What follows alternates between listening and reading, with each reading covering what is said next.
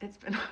But I want to use this comment because I've been thinking a lot recently just about like my headspace and where we are in life right now. And I think that although my situation might feel super unique, I really don't think it is. I think that there's like a lot of people that are going through the same or similar things right now. And I just want to talk about it on here, mainly because I haven't really known how to show up in this space since we moved in with my parents. Just a super quick recap for anyone who this is your first time ever seeing my face. Me, my husband, and my daughter lived, we have a house there in Atlanta.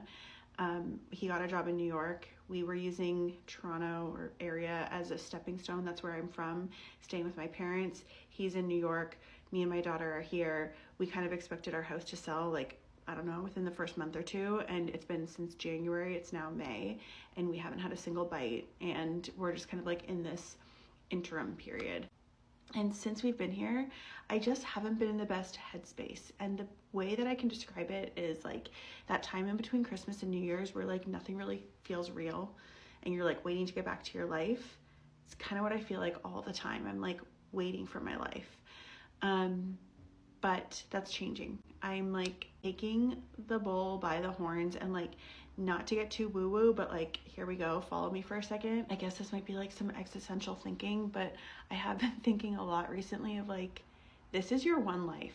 You're on this floating rock for so long and then it's over, and like you're wasting so much time right now feeling sorry for yourself. So no more of that. I want to be more proactive. So let me tell you how I'm doing this. I always feel so much better when I like put pen to paper, journal my thoughts and my feelings out. And I was like doom scrolling TikTok last night and this is like multiple times now I've seen people talking about the morning pages, which essentially is just like a brain dump stream of consciousness. You just write for 3 pages. This morning started with my morning pages and I wrote down things that make up my ideal day. And I've made a list, and maybe I'll type them out here and you can like screenshot so you can get some ideas for yourself. But I have made my list, and every single day I can refer to my list and figure out what from this list am I going to do today to live more proactively, more intentionally, and stop letting my circumstance like dictate how I live my life. Here's my list.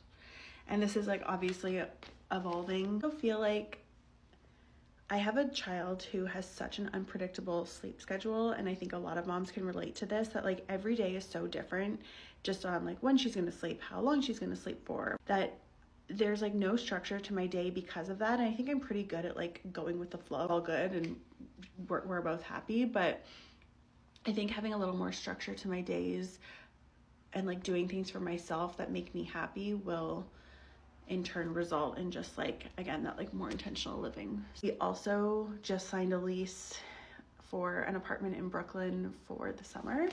So I'm excited to like be in our own space again, and it's gonna be tight. It's a 1-bedroom, 1-bathroom, and it's gonna be me, my husband, our 1.5-year-old, and our 120-pound dog. What's that quote? We were together, I forgot the rest.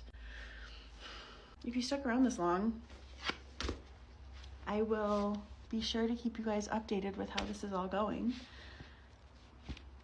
And if you're going through it too, whatever the thing is, you're not alone.